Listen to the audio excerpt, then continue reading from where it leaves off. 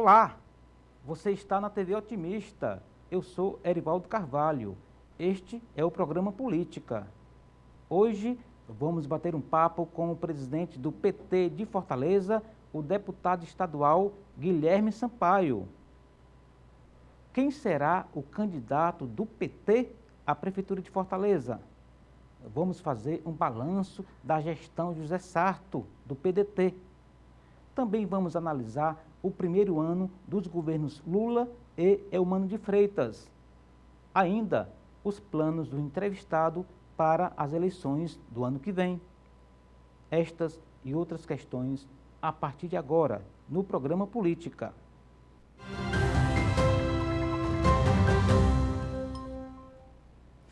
Guilherme de Figueiredo Sampaio é contador. O convidado é pós-graduado em Recursos Humanos e em Ciências Políticas. O entrevistado foi eleito 5 vezes vereador de Fortaleza. Guilherme foi secretário estadual da Cultura. Suplente de deputado estadual, o convidado está no mandato pela 2ª vez na Assembleia Legislativa. Guilherme é presidente do Partido dos Trabalhadores na capital do estado. E é com o deputado estadual e presidente do PT, Guilherme Sampaio, que converso no programa de hoje. Deputado e presidente, tudo bem? Tudo bem, Erivaldo. Prazer estar aqui novamente na TV Otimista, no programa Política. Aliás, eu quero aproveitar para parabenizar aqui todos os profissionais do Grupo Otimista que, através de várias mídias, têm prestado um grande serviço à população do estado do Ceará, um jornalismo muito qualificado, equilibrado, e é um prazer estar aqui com você de novo, que é sempre um papo também de alto nível e muito informativo para quem acompanha e reflete sobre política no estado do Ceará. A gente que agradece, deputado, inclusive a imprensa, o jornalismo profissional sempre ganha, né, quando a vida pública e a missão de informar bem a sociedade caminham juntos, né? E é isso que a gente tenta fazer dia após dia, mês a mês, ano após ano, a propósito da virada de ano que estamos vivendo agora. E eu aproveito esse gancho para perguntar, numa síntese possível do mandato do senhor na Assembleia, o que o senhor destacaria, deputado? Olha, eu acho que esse ano foi o ano de consolidação desse novo papel político que eu desempenho aqui no estado do Ceará, agora na condição de deputado estadual. Logo no final do ano passado, pós-eleições, o governador Eumano me procurou e expressou o desejo de que eu pudesse compor a bancada do PT na Assembleia Legislativa, colaborando na sustentação dos projetos do governo, na articulação política, na qualificação do debate. Nós fomos deputados juntos por 4 meses em 2021, quando eu assumi pela primeira vez o mandato de deputado estadual na condição de suplente. Na época eu fui o líder da bancada do PT durante esses 4 meses e convivi com o Eumano intensamente naquele período. E ele expressou esse desejo. A bancada do PT tem uma composição na federação de 9 parlamentares e também fez uma avaliação política de que era importante que eu pudesse dar essa colaboração com meus colegas deputados e deputadas. E isso viabilizou a minha presença e a expectativa é que ao longo dos próximos anos eu possa ajudar a dar sustentação a esse projeto político que está em curso no Ceará, que é uma continuidade aperfeiçoando aquilo que se iniciou ainda no governo do governador Cid, que atravessou o governo do Camilo, depois a Isolda e agora com o governador Eumano. Então é um legado político de muita responsabilidade, que eu entendo que é um patrimônio do povo cearense.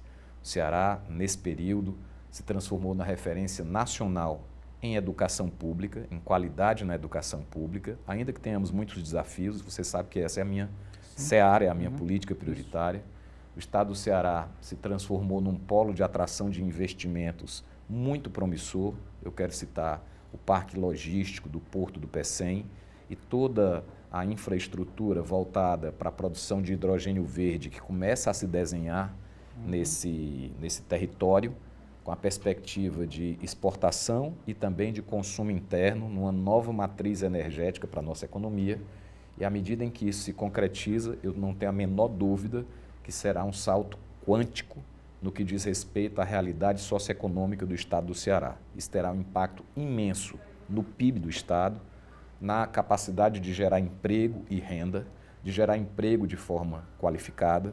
Então, estar na Assembleia, no momento em que esse projeto é reafirmado no estado do Ceará pela legitimidade do voto popular, com a eleição do governador Elmano em primeiro turno, com o retorno do ambiente democrático, ainda que estejamos atravessando momentos de instabilidade pós-eleição do presidente Lula, e trazendo para a Assembleia Legislativa a tradição de militância e de lutas do meu mandato, no campo das políticas de educação, das políticas de cultura, de direitos humanos, de meio ambiente, de valorização do servidor, é um imenso privilégio. Eu me dediquei muito a discutir propostas voltadas, além das enviadas pelo governador Elmano, aquelas do campo da educação.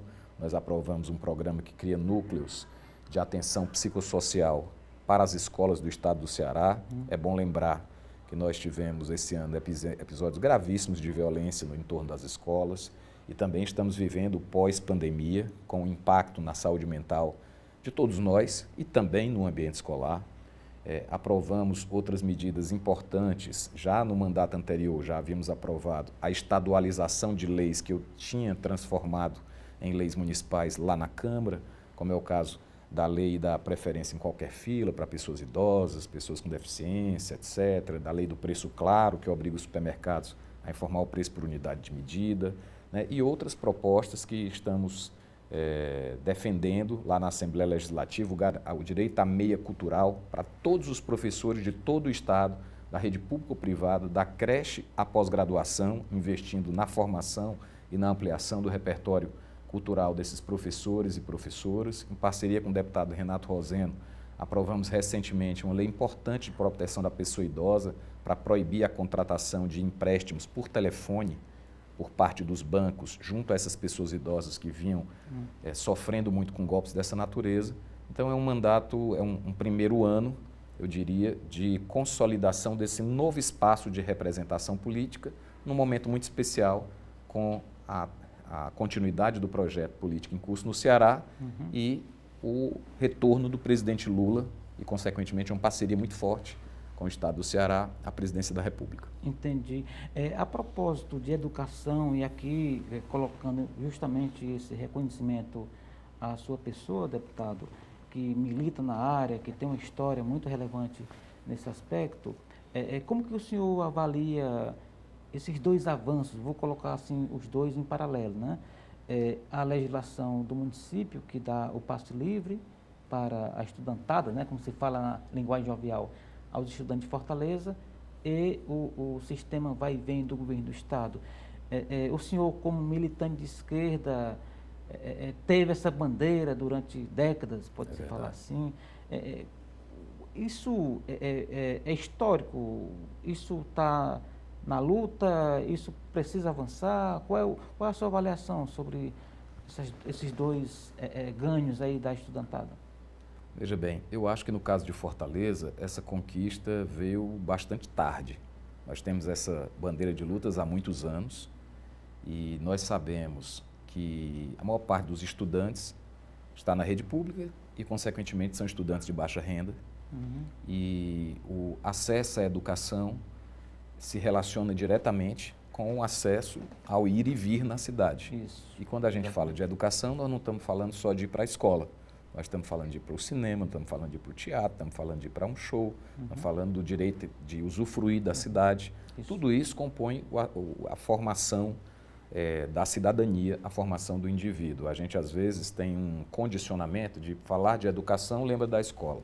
Na realidade, a gente se educa em casa, a gente se educa na vizinhança. Os equipamentos culturais. A gente se educa à medida que a gente vai se constituindo e a gente se constitui dentro da cultura, em sociedade. Então, quando a gente vive numa metrópole como Fortaleza, com toda a diversidade de ambientes e de oferta cultural, de espaços de socialização e de experiências, e as pessoas, por razões socioeconômicas, são privadas do direito de ir e vir, porque são de baixa renda, o acesso ao passe livre é uma ferramenta bastante impactante na formação dessa cidadania, que é um dos objetivos da educação básica, segundo a Lei de Diretrizes e Bases da Educação Nacional.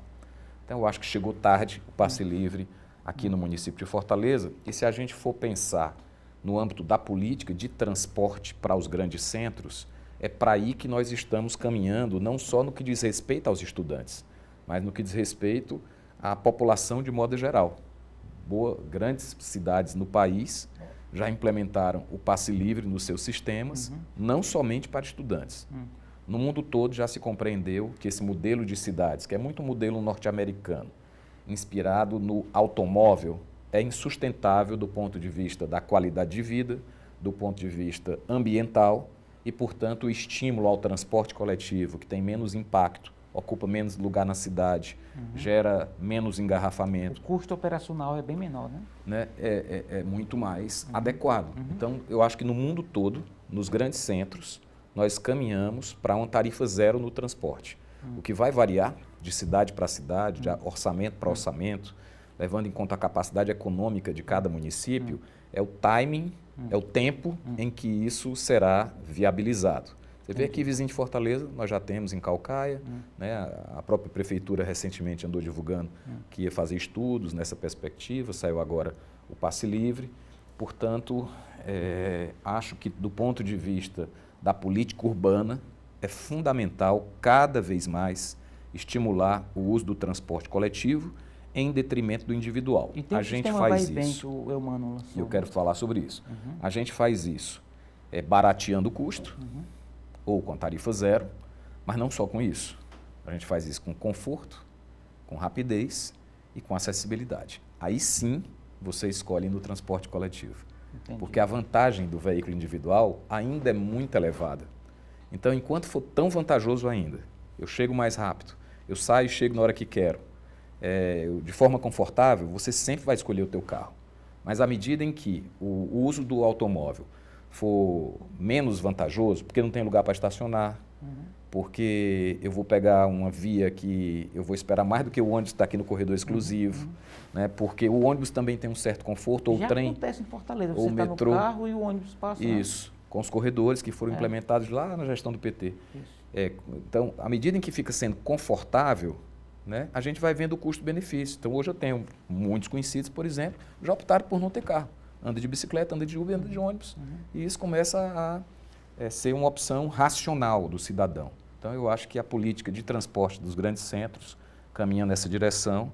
E se eu tiver a honra de ser o candidato do meu partido à prefeitura, esse é um norte estratégico que eu gostaria de adotar. Entendi. E agora, aqui na região metropolitana, isso tem um pouco menos de impacto para a questão educacional, porque a maioria dos estudantes de Fortaleza estuda em Fortaleza, mas não deixa de ter um impacto subsidiário, porque há estudantes de Fortaleza que estudam no IFCE de Maranguape, no IFCE de Maracanaú, ou vice-versa, estudantes da região metropolitana que estudam em faculdades em Fortaleza. Aí a gente tem um grande afluxo, inclusive na Assembleia, foi bom falar sobre isso, eu estou apresentando um programa estadual de transporte universitário.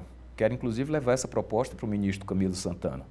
Nós temos um grave déficit de transporte escolar universitário. Como é que funciona essa proposta do senhor? No modelo ideal, acho que deveria ser uma parceria federativa entre União, Estado e municípios. O que é que nós temos hoje? Nós temos a região, por exemplo, do Vale do Jaguaribe, vários municípios, Russas, Tabuleiro, Limoeiro, né, vários municípios que compõem aquela região. Então, você tem alguém de um município vizinho ou próximo que estuda numa faculdade lá em Limoeiro.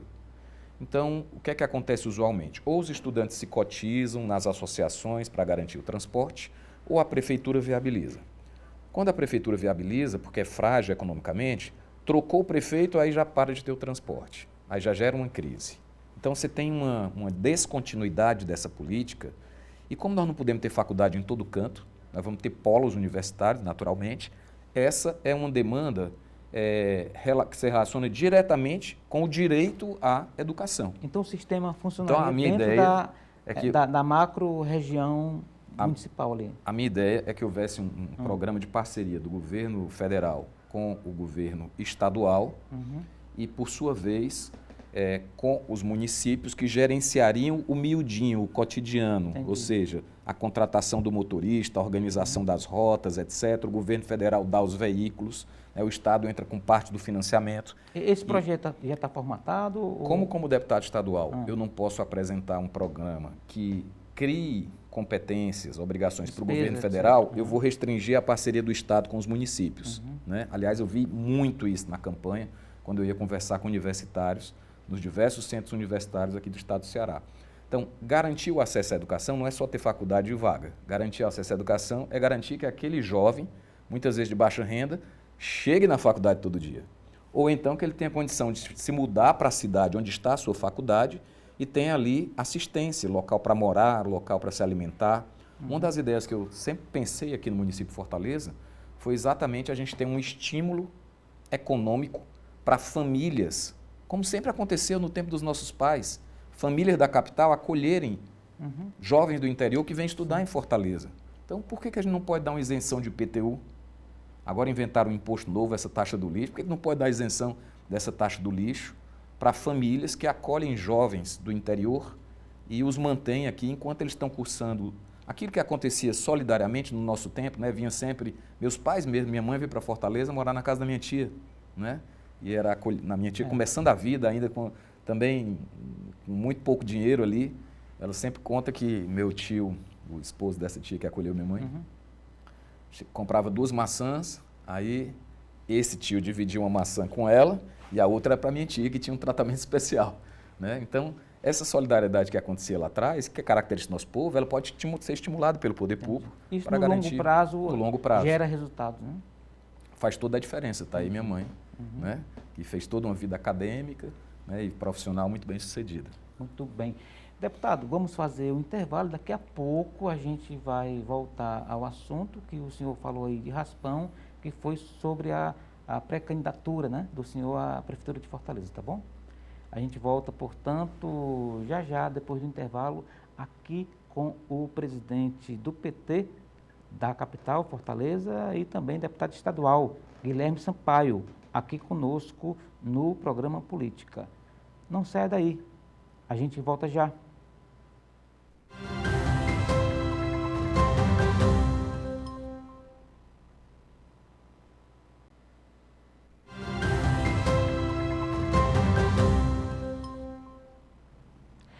Estamos de volta para o segundo bloco do programa Política de hoje.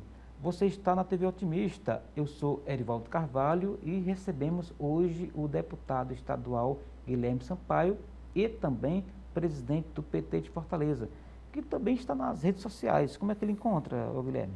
Então, para você que está acompanhando aqui o Otimista, a TV Otimista, e gostaria de acompanhar o meu mandato, a minha vida pública, fazer críticas, sugestões, pegar informações, o meu Instagram é @verguilherme. Eu sempre faço um trocadilho, ver, se você quiser ver Guilherme, vai lá no @verguilherme, e aí você interage comigo. E eu gosto muito de usar as redes sociais como instrumento também, não só de retorno sobre a minha atuação, mas a partir dali eu encontro muitas sugestões de projetos de lei ou de iniciativa, temas que eu não posso deixar de abordar e que, pela diversidade, pela complexidade, né, dessa representação política para o Estado do Ceará todo dia, a gente não dá conta, nem sabe o que está acontecendo em todo canto. Então, eu agradeço muito se você quiser participar e acompanhar nos nossos mandatos no @verguilherme no Instagram. Muito bem. É o lado bom da internet, apesar de ter ali uma série de questões, né? Hoje, com a Deep Web, né, você coloca lá um vídeo de alguém que não está falando, falsificado. Aliás, isso vai ser bem fake. sério nessa campanha. Enfim, eu queria um comentário do senhor sobre isso. Então, Erivaldo, essa é uma preocupação que nós temos que ter no mundo contemporâneo, a política, a sociedade de forma geral, né? Acho que nessas eleições de 2024, o uso da inteligência artificial traz muito risco à democracia. Total. Muito risco. Né? Hoje, você sabe, você citou agora, alguém pode pegar um vídeo meu com a minha voz, com a minha imagem e colocar um discurso completamente distinto e as pessoas não percebem. Então, imagine o estrago que isso pode fazer na véspera da eleição. Eu dizendo um absurdo qualquer. Né? Então, nós vamos ter que ser muito rigorosos, cobrar e acompanhar o que o Tribunal Superior Eleitoral poderá fazer no sentido de coibir esse tipo de prática, e é um grande desafio. Eu sempre faço uma metáfora muito ordinária, assim, muito simples. A rede social é um instrumento, é como uma faca que eu posso usar para passar manteiga no pão e matar a fome de alguém ou enfiar no pescoço de alguém. A rede social é um instrumento. Um instrumento justo, em mãos injustas, provoca um resultado injusto. E ao contrário, um instrumento injusto em mãos justas provoca um resultado justo. Só que a rede social, as plataformas, elas são um instrumento poderosíssimo, associado ao interesse econômico de empresas transnacionais que têm muito poder econômico e político. E elas funcionam dentro de uma lógica que se alimenta do ódio. Quanto mais polêmica, quanto mais polarização, quanto mais extremismo, consequentemente, quanto mais ódio e divisão, mais os algoritmos produzem o sucesso e a viralização de conteúdos. Exatamente. Então, as plataformas nos induzem a sermos extremistas, nos induzem a sermos menos democráticos, nos induzem a sermos mais superficiais e polêmicos. E isso é grave em todas as dimensões civilizatórias. Induz a viver em bolhas, né, por exemplo. Induz a viver em bolhas, a conversar só com quem concorda comigo, né? E a humanidade não evolui dessa forma. A humanidade evolui na diversidade, a humanidade evolui no conflito produtivo, a humanidade evolui nas contradições, na dialética. Então, isso é de fato uma ameaça gravíssima à democracia, e eu estou entre aqueles que defendem que o Brasil, a exemplo da União Europeia, aprove o mais breve possível um sistema de responsabilização das empresas que mantêm essas plataformas em função de determinados conteúdos que são postados. Muito bem. Está dado o recado, a reflexão. Vamos falar aqui de política de sucessão. O senhor é um dos pré-candidatos a prefeito de Fortaleza, pelo PT. Por que, Guilherme, o senhor quer ser prefeito, digamos assim? Então, Erivaldo, eu nasci em Fortaleza e me constituí, né, como alguém que tem vida pública, como político, na cidade de Fortaleza e amando muito a minha cidade e lutando muito por ela. Eu, sexta-feira da semana passada, tive um grande privilégio. Eu recebi um reconhecimento da Câmara Municipal com a maior comenda que a Câmara oferece, que é a medalha Boticário Ferreira. E foi um momento muito importante, porque foi um momento não só de me sentir grato ao povo de Fortaleza por esse reconhecimento, aos vereadores e vereadoras, foi iniciativa do vereador Dr. Vicente Pinto, subscrita por muitos e aprovada por unanimidade, mas, sobretudo, ser grato ao povo de Fortaleza. São 5 mandatos consecutivos. Eu sou o recordista do Partido dos Trabalhadores em mandatos de vereador em Fortaleza. Eu conheço profundamente essa cidade, os seus desafios, os seus territórios, os seus potenciais. Já fui líder de governo na Câmara, líder de oposição, presidente das principais comissões, membro da mesa diretora. Tenho uma vida extremamente intensa, né, no debate das questões públicas da cidade de Fortaleza. Tive a oportunidade de participar da gestão do governador Camilo, fui secretário da Cultura do governo do governador Camilo, quando eu tive a oportunidade de reabrir o Cine Teatro São Luís, que é um sucesso, começar as obras da Biblioteca Pública, que é outro sucesso, interiorizar os equipamentos culturais da Secretaria da Cultura do Estado do Ceará, fazer uma relação muito próxima com artistas e produtores, e estou, digamos, no auge da maturidade da minha vida pública, né, como dirigente partidário. Fui eleito pelo voto direto dos meus companheiros, filiados do Partido dos Trabalhadores. Sou o presidente do PT Fortaleza desde 2019 e até aqui todas as deliberações do PT Fortaleza na minha gestão foram tomadas por consenso. Esse caminho, né, eu acho que me habilita e me traz mais do que a condição. Eu diria que é uma responsabilidade política minha, até porque esse caminho eu não percorri pelos meus méritos, eu percorri por representar causas coletivas, movimentos, reivindicações, expectativas dos movimentos populares dos bairros, de trabalhadores. Acho que é uma responsabilidade política, depois desses 5 mandatos como vereador de Fortaleza, me colocar à disposição do partido. Acho que a cidade espera uma candidatura do PT, espera um governo com as características dos governos que o PT costuma fazer. Nós já governamos Fortaleza e governamos ouvindo o povo com orçamento participativo. Ao ouvir o povo com orçamento participativo, nós começamos a realizar as obras pela periferia, não foi pelas áreas mais ricas da cidade. Antes dessa beira-mar linda, que nós projetamos, no governo do PT, da então prefeito Luiziane, nós fizemos a Vila do Mar no Pirambu. Nós cuidamos muito bem da juventude da cidade, criando os equipamentos que são referências para a política de juventude na América Latina, que são os CUCAs. Das mulheres, criando o primeiro Hospital da Mulher aqui do Nordeste, que lamentavelmente foi um pouco desfigurado na sua concepção posteriormente. Nós fizemos uma administração valorizando muito, dar voz a quem não tinha voz. Foi ali que foram criados as secretarias e os conselhos de juventude, de mulheres, da igualdade racial, das pessoas com deficiência, da população LGBTQIA+. Aprovamos políticas públicas em todas essas áreas. Lamentavelmente, esses espaços de participação foram muito esvaziados ao longo dos últimos governos. Criamos o orçamento participativo. Pela primeira vez, o povo da cidade passou a influir diretamente no destino dos recursos que a gente arrecada com os nossos impostos. Lamentavelmente, acabaram com isso. Entendi. E como se não bastasse, além de acabar esses espaços de protagonismo político do nosso povo, ainda aumentar impostos. Em pleno pós-pandemia, com a criação da taxa do lixo. Entendi. Voltando um pouquinho, presidente, quando o senhor fala do seu histórico, que é reconhecido publicamente, a sua biografia dentro do PT, né?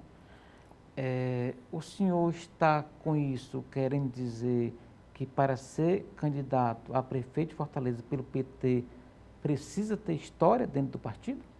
Em outras palavras, nessa linha de raciocínio, o presidente da Assembleia, recém-filiado ao PT, por não ter essas credenciais, não seria o pré-candidato adequado? O PT é um partido democrático.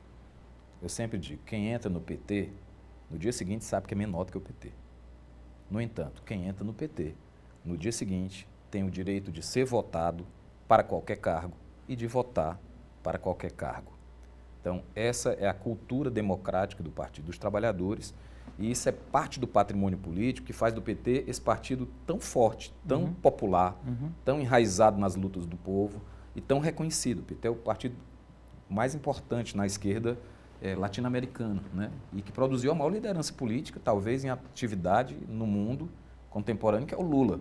O Lula não surgiu ao acaso só porque ele é um gênio da política. O Lula é fruto de um processo polítíco que dá origem a milhares de Lulas pelo país, que nesse momento em que a gente está conversando aqui, estão organizando a luta no sindicato, estão organizando a luta dos sem terra, dos sem teto, dos que não têm educação, do movimento sanitarista que deu origem ao SUS, do movimento estudantil lutando por acesso à escola. Então, o Lula é a consequência desse processo. Muitas vezes, um dia desse, conversava com meu filho, ele dizendo, pai, o Lula é seu ídolo. Eu digo, não, filho, eu não tenho ídolo. Ídolos capturam o nosso olhar, ídolos hipnotizam a gente. Eu tenho ícones. O Mandela é um ícone para mim. O Mujica é um ícone para mim. O Lula é um ícone para mim. Qual é a diferença entre ícone e ídolo? O ícone liberta o seu olhar. O senhor coloca o Lula e o Mandela no mesmo nível? Não. Acho que hoje o Lula está caminhando para, tendo em vista o papel que ele e as causas que ele representa no mundo todo, a se constituir como uma liderança tal qual o Mandela foi ao seu tempo. Muito bem. Voltando à pergunta de forma mais direta, o Evandro Leitão tem credenciais para ser candidato a prefeito? O PT é um partido democrático, todos os seus filiados que amanhã quiser disputar a prefeitura têm toda a legitimidade de se colocarem e vão se submeter às regras partidárias. Agora, eu tenho uma convicção, uma candidatura do PT tem que ter a cara, o jeito do PT. Uma candidatura do PT tem que representar esse legado de um partido enraizado nas lutas populares desde que surgiu em Fortaleza. Com esse legado de duas administrações que governam ouvindo o povo. Uma candidatura do PT, para ter a força que o PT tem em Fortaleza, tem que personificar isso. Entendi. E é por isso, entre outras razões, que eu me coloco como alternativa. Entendi. É claro que eu tenho uma dupla responsabilidade, sou presidente do PT, tenho muito respeito e muito reconhecimento por todos os nomes que estão colocados e vou conduzir ao lado da executiva municipal esse debate, em primeiro lugar, buscando unidade e consenso. Como é que a gente busca isso? Porque é claro que cada candidato deve se achar melhor um do que o outro, é natural, né? No entanto, nós temos experiência, nós temos responsabilidade política, nós podemos olhar a conjuntura e avaliar quais são as características dessas eleições, quem são os nossos adversários, quais são as suas características, qual nome melhor representaria o Partido dos Trabalhadores na atual conjuntura em que nós governamos com Lula, em que nós governamos com Elmano, em que nós vamos enfrentar estes adversários que aqui estão colocados, nesse ambiente de polarização em que a democracia segue sendo ameaçada. Se a gente se dispõe a uma escuta generosa, a uma avaliação lúcida da conjuntura, eu acredito sim que a gente possa alcançar consenso. Entendi. E se a gente não alcançar, nós temos nossos métodos, os encontros, prévias, enfim, aquilo que já foi estabelecido pela direção nacional do partido. Temos aí uns bons 3 meses para fazer essa discussão. Muito bem. Fazendo aqui um pouco o dever de casa, a gente tem o senhor como pré-candidato, o presidente da Assembleia, a deputada Larissa Gaspar, o assessor especial, ex-deputado Arthur Bruno, secretário, né? Que foi secretário do Meio Ambiente, e também a ex-prefeita Luiziane Lins. Focando aqui na Luiziane, deputada, e dando desconto pelo fato de o senhor também ser pré-candidato, qual é a avaliação da deputada federal que hoje, a preço de hoje, é a que tem mais visibilidade é a que está se movimentando mais, né? Diante aí da condição do Evandro Leitão. Como é que vai ser essa discussão? Eu gostaria que o senhor comentasse também a pré-candidatura da deputada federal. Olha, primeiro, uma pré-candidatura extremamente legítima. Luiziane é um grande quadro, criado na luta popular em Fortaleza, foi vereadora, deputada, prefeita 2 vezes, é deputada federal, uma das mais votadas aqui no estado do Ceará e, portanto, está mais do que legitimada para se colocar à disposição do partido. Tem experiência de gestão, enfim. Em segundo lugar, independente de a deputada Luiziane ser ou não pré-candidata ou ser a candidata, eu penso que a discussão sobre Fortaleza passa por uma reverência à trajetória da ex-deputada Luiziane. As coisas são como são. Ela é uma liderança de peso no PT e na cidade. Não se pode discutir Fortaleza sem discutir com a ex-prefeita Luiziane. Não significa dizer que ela deva ser a candidata, né, que nós devamos ter a mesma leitura que a ex-prefeita tem sobre todos os processos, mas, na minha opinião, é obrigatório que a ex-deputada Luiziane esteja na mesa para discutir a nossa tática do partido. Eu, como presidente do PT, vou zelar por isso. Né?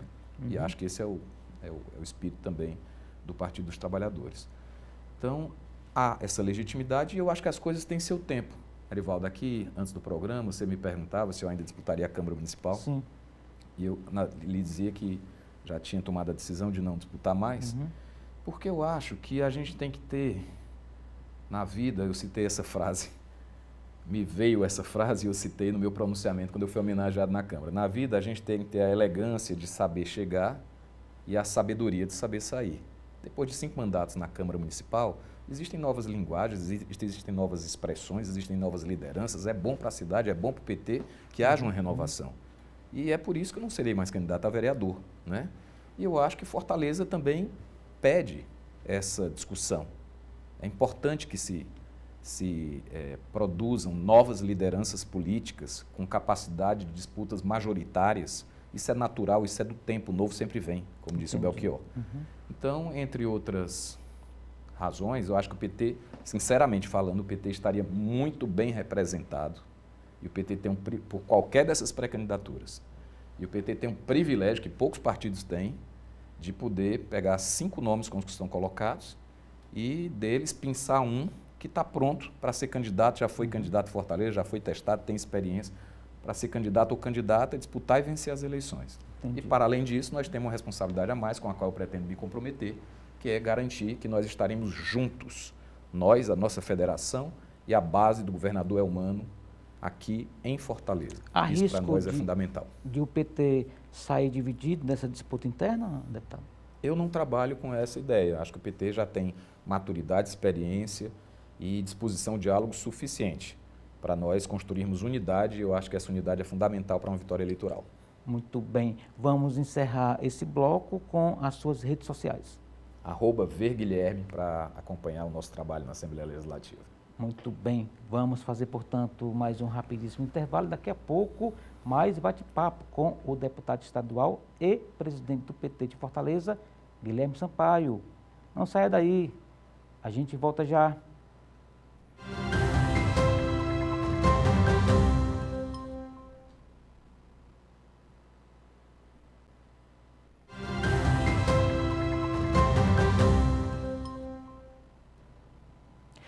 Estamos de volta para o terceiro e último bloco do programa Política de hoje. Você está na TV Otimista, eu sou Erivaldo Carvalho, aqui comigo Guilherme Sampaio, que é deputado estadual do PT, partido que preside aqui na cidade de Fortaleza e também está nas redes sociais. Não é isso, Guilherme? @verguilherme no Instagram para você me acompanhar. Ver, que é... Verguilherme. V-E-R, né? É. Guilherme, muito bem.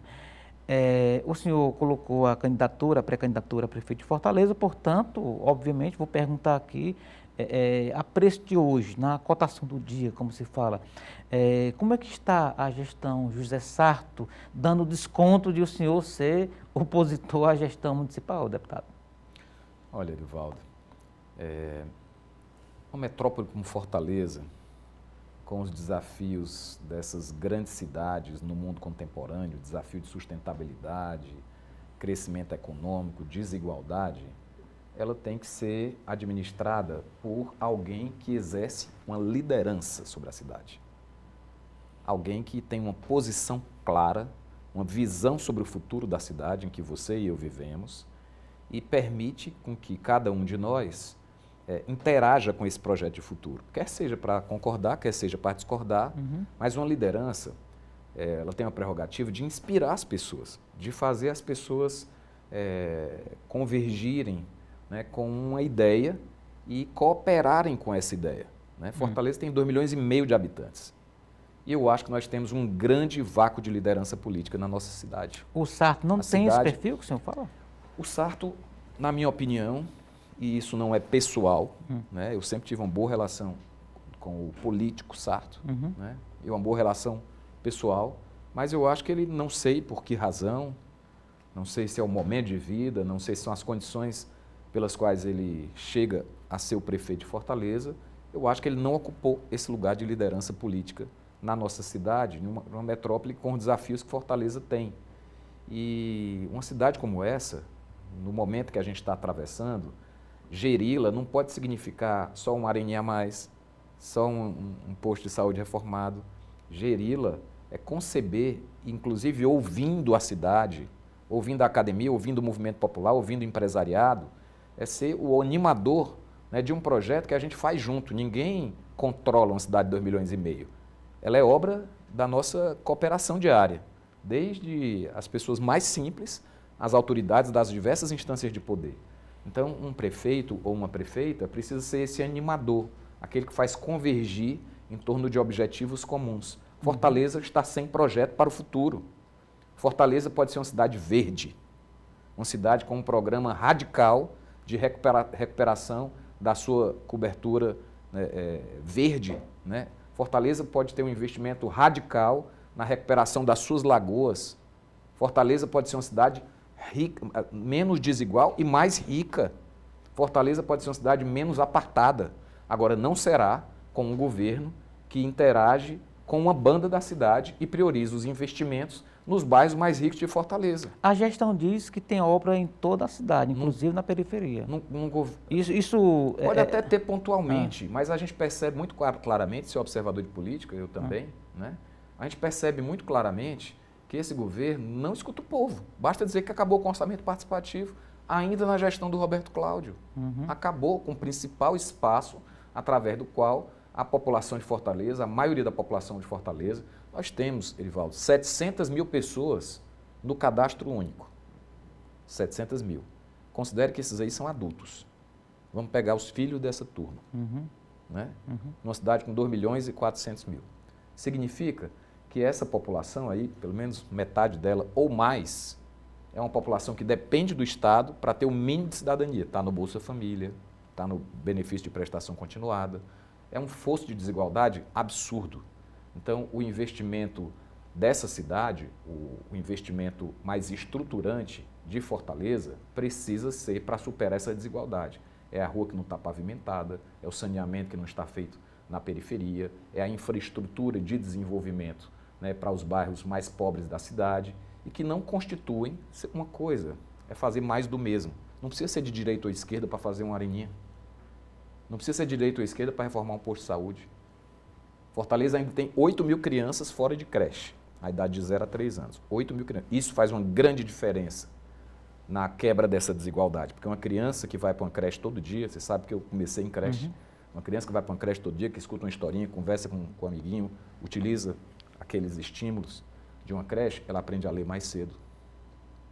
Ela vai aprender matemática e português com mais facilidade. Existem pesquisas hoje, sofisticadas, avançadas, que relacionam a frequência à creche e a capacidade daquela criança no futuro, quando se torna um profissional, continuar aprendendo novas competências profissionais. Frequência à creche e renda futura. E aqui eu estou falando do impacto mais importante, que é o impacto para a criança, como cidadã, portadora de direitos. Mas há um impacto também para a sua família. Entendi. A mãe vai poder trabalhar tranquilo, o pai vai poder trabalhar tranquilo, ela vai poder se alimentar melhor. Se ela se alimenta melhor, ela tem mais saúde. Então, isso sim é prioridade, zerar o déficit de vagas em creches em Fortaleza. Ali você está indo na veia. Uma ação como essa tem um impacto fortíssimo nessa quebra dessa desigualdade. E eu acho que a administração cometeu equívocos assim, que são inaceitáveis. Como é que você, depois de uma pandemia, fecha simultaneamente a emergência ou parcialmente a emergência de 5, 6 hospitais municipais? Frotinha de Messejana, Gonzaguinha de Messejana, Gonçaguinha do Zé Walter, Nossa Senhora da Conceição e mais outros 2, simultaneamente, emergências fechadas. Para onde é que foi o povo que estava com seus problemas de saúde tudo represado em função da pandemia, com os hospitais municipais fechados? Então isso é de uma insensibilidade e de uma incompetência em termos de gestão absurda. Para onde está indo o recurso da taxa do lixo? As ruas cheias de um monte de lixo, né, ainda em pleno 2021, e nós não conseguimos resolver esse problema, quando prometeram que só quem pagava a taxa do lixo era a população mais rica da cidade. Só no Zé Walter tem mais de 1.000. O senhor, candidato a prefeito, estaria no seu programa de governo é o meu primeiro a revogação? Ato. É o meu primeiro ato. Meu primeiro ato. Se eu tiver a honra de ser o candidato do meu partido, se eu tiver a honra de ser eleito pelo meu Vai botar povo, lá no documento. Meu primeiro ato é apresentar um projeto de lei e enviar para a Câmara Municipal propondo a revogação da taxa do lixo. Para fazer o que está se fazendo aí, sobretudo do jeito que está se fazendo, Fortaleza nunca precisou de taxa do lixo. Entendi. E prometeram que haveria muitas inovações, programas ambientais, novos sistemas de tecnologia. E o que a gente está vendo é a cidade cheia de lixo nas esquinas. E que já está rodando aí bem há um tempo, há meses, E a né? gente está vendo isso, inclusive nos bairros mais ricos. Você imagina a periferia. Você imagina os bequinhos das comunidades de Fortaleza, que a gente entra e ninguém se preocupa se ali há condições salubres ou não salubres. Entendi. Então, Fortaleza precisa de uma alternativa e eu acho que o PT está à altura e é o partido certo, junto com seus aliados, para apresentar um nome para oferecer essa alternativa ao nosso povo. Muito bem. É justamente a partir daí, deputado, que eu queria fazer uma provocação. O PT está no governo federal, está no governo estadual e se movimenta fortemente para disputar a prefeitura de Fortaleza, né? E há uma leitura política de que isso pode ser prejudicial à democracia, de uma forma mais simples falando, né? Esse questionamento faz sentido para o senhor? Olha, eu acho que é uma ponderação válida, né? Entretanto, eu acho que a vida real, nada pode superar a vida real. O fato é que o PT tem uma tradição muito forte, muito reconhecida em Fortaleza. A história dos movimentos sociais da cidade, dos movimentos populares, se confunde com a história do PT. Nós governamos Fortaleza por 2 vezes. Há uma expectativa do povo que o PT se apresente. Há uma expectativa do mundo da política. Mesmo que o hegemonismo seja prejudicial? Dá uma expectativa. E nós, quando o fazemos, governamos de forma democrática. Vá ver se o Elmano está discriminando o prefeito que não votou nele. Vá ver se o Lula... Aliás, isso é queixa dentro do PT, né? Que às vezes prefeituras, governadores, né, que votaram no Bolsonaro, etc., muitas vezes são favorecidos com investimentos em relação a cidades administradas por petistas ou aliados, muito maiores. Entendi. Né? Não vai ver se o Lula discrimina.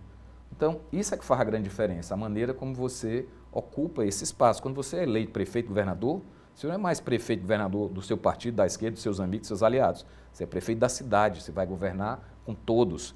E, para mim, isso é um objetivo que eu vou perseguir como presidente do PT e, se me for dada a honra de ser o candidato do PT, como candidato. O nosso projeto em Fortaleza tem que ser o projeto não só do PT e da federação, mas do conjunto de partidos aliados que foi vitorioso com o governador Elmano em 2022. Entendi. Eles foram fundamentais para essa vitória e eles têm que governar Fortaleza conosco. A gente tem no PT uma mecânica própria para a definição do candidato. O senhor, como presidente do partido em Fortaleza, explique um pouquinho para a gente como é que vai se dar esse processo, porque nós temos 5 pré-candidatos, né? Esse processo vai afunilar até março, né? Salvo engano. Como é que é essa mecânica, Guilherme?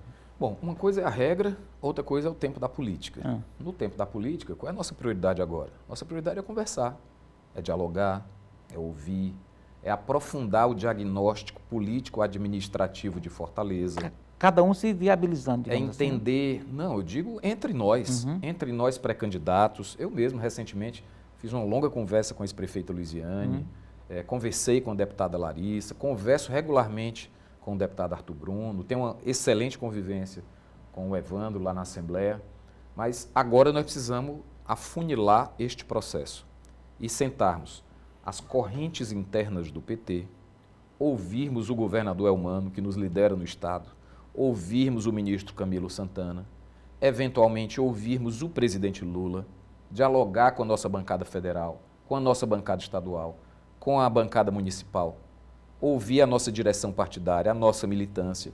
Mas para quê? Nós precisamos lapidar o nosso diagnóstico político-administrativo sobre Fortaleza e sobre a conjuntura dessas eleições. Nós temos quadros muito valorosos para disputar. Não se trata de um quadro ser melhor ou pior do que o outro, mas cada eleição conta a sua história. Então, nessa conjuntura, nessas circunstâncias, nesse período, com esses adversários, a partir do aprofundamento desse diagnóstico, qual seria a melhor alternativa para o PT? Então, é esse espírito generoso, envolve uma disputa, mas há uma generosidade de projeto político. Qual é o peso da pesquisa? A partir disso, a pesquisa é um dado, né? É um retrato de momento. Qualquer pesquisa que nós façamos hoje colocará nos primeiros lugares aqueles que já disputaram campanhas majoritárias anteriormente, mais recall ali, né? Quer sejam da esquerda, quer sejam da direita ou que estão na prefeitura. É óbvio. Todas as eleições recentes, elas claramente demonstraram que a pesquisa é um dado que você leva em conta. Né? Às vezes uma pesquisa qualitativa fala muito mais do que uma pesquisa de intenção de voto. Mas que não é definidor. Quem é que dizia que o Elmano ia ser governador e no primeiro turno? Há pouco tempo atrás, há um pouco mais de um ano atrás, 15 meses atrás, ninguém dizia isso. Né? Então a gente tem que olhar por trás dos números, né, o que é que a conjuntura política diz, o que é que a conjuntura política pede. Para isso precisa ter escuta, para isso precisa ter disposição ao diálogo, para isso precisa ter senso de projeto político, que eu acho que é fundamental. E eu acredito que o PT tem 44 anos de caminhada que permite a gente ter a maturidade necessária para fazer esse exercício. Se, ao esgotar esse diálogo, nós não chegarmos a um consenso antes do prazo determinado, nós nos propusemos, a nós próprios, o prazo de março de 2024. Nós temos os nossos mecanismos internos. Que mecanismos são esses? A realização de um encontro municipal, você tira delegados que participam de um encontro municipal e discutem as alternativas. Isso dos filiados do partido na capital. Isso. Ou a realização de prévias. Você tem pré-candidatos que são colocados para que os filiados se manifestem. O Diretório Nacional estabeleceu uma alternativa a mais quando houvesse assim, um forte consenso, ou, perdão, uma forte maioria dentro do partido em relação a uma determinada definição. Sim. Ele estabeleceu que se por 2/3 do diretório houver um entendimento que a tática deve ser essa, que o nome deve ser esse, essa seria uma forma de deliberar também. No último mês de novembro, nós consultamos ao Diretório Nacional 2 coisas. Primeiro, nós queríamos estender o prazo até março. E segundo, se ao estender o prazo até março, esses 3 mecanismos permanecem válidos, além do encontro ou das prévias, a eventual deliberação por 2/3. Entendi. Né? O fato de Fortaleza ter mais de 200 mil mais de 100 mil eleitores. eleitores. Tem também um critério lá no Diretório Isso, Nacional, qualquer né? deliberação que nós tomarmos aqui há de ser homologada pela direção nacional do partido. Pelo É claro que nós tamanho, pela temos uma importância. prioridade, que é o projeto nacional em curso, sob a liderança do presidente Lula. Uma cidade como Fortaleza tem um peso estratégico e por isso é necessário que a decisão do PT Fortaleza seja homologada pela direção nacional. Mas a última palavra vai ser do PT local ou nacional? Nesse critério, a definição tomada pelo município obrigatoriamente é homologada pela direção nacional do partido, Entendi. porque nós temos um projeto nacional que se superpõe a todas as questões locais. Entendi. Entretanto, o meu sentimento é de que a direção nacional do PT tenderia, né, a reconhecer o protagonismo e a legitimidade das definições tomadas no âmbito local. A propósito de âmbito nacional, presidente, Fortaleza está no topo de uma lista de capitais que o PT tem, né, na sua meta de conquistar, porque São Paulo vai apoiar outro candidato, Rio de Janeiro vai apoiar outro candidato, em Belo Horizonte é um pré-candidato inexpressivo, digamos assim. Então, Fortaleza acaba indo para o topo dessa lista. E isso coloca, digamos assim, uma certa pressão em Fortaleza, no PT de Fortaleza, porque acaba que se transformou na joia da coroa do ponto de vista estratégico nacional? Vamos lá. Eu acho que o raciocínio é o contrário. Fortaleza vai para o topo dessas prioridades porque o PT é muito forte em Fortaleza. Entendi. Porque o PT governa o estado de Ceará com o governador Elmano. Porque o PT produziu lideranças de muita expressão como esses que estão colocados como pré-candidatos. Então é essa condição, é essa história, esse legado que coloca o PT Fortaleza e a disputa em Fortaleza com esse grau de importância, né? Porque nós já governamos Fortaleza, né? Com esse grau de centralidade. Então, eu acho que isso confirma a leitura que nós fazemos internamente. A responsabilidade do PT, e isso dialoga com a pergunta que você fez agora há pouco, por que tem que ser do PT? A responsabilidade do PT, né, e a expectativa do mundo político, da população, de que o PT se apresente. Entendi. É o PT que vai apresentar, na minha opinião, com os seus aliados, óbvio, né, um modelo de gestão alternativa ao que está aí com o prefeito Sarto, que, na minha opinião, lamentavelmente, não se mostrou competente para liderar uma metrópole do porte de Fortaleza e com a sensibilidade de construir um projeto de futuro socioambiental e econômico para a cidade, com que as pessoas possam sonhar e ter a esperança de viver num território com mais igualdade, justiça e paz. Muito bem. Guilherme Sampaio, presidente do PT de Fortaleza, deputado estadual. Gostei demais do papo. Eu gostaria de agradecer imensamente aqui em nome do Programa Política, do Grupo Otimista de Comunicação, um pouco da sua inteligência que foi aqui compartilhada conosco. Boa sorte na caminhada, apareça outras vezes, tá certo? E agora as suas despedidas, rapidez. Olha, como eu disse, acabei de receber essa homenagem da Câmara, estou começando meu 20º ano de vida pública, então vir aqui terminar o ano com esse papo agradável e qualificado com você, para mim é como se fosse ser homenageado de novo. Legal. Né? Pela imprensa que dá uma contribuição tão importante, né, à política, às políticas públicas, ao desafio de construir uma sociedade mais justa e mais igualitária. Então, muito obrigado e parabéns ao Otimista. Muito bem, muito obrigado mais uma vez, parabéns. Um 2024 de muitos êxitos, de muitos resultados para o senhor, tá bom? Assim seja. E assim chegamos ao final da edição de hoje do Programa Política. A todos o nosso muito obrigado pela companhia. Até o nosso próximo encontro. Forte abraço.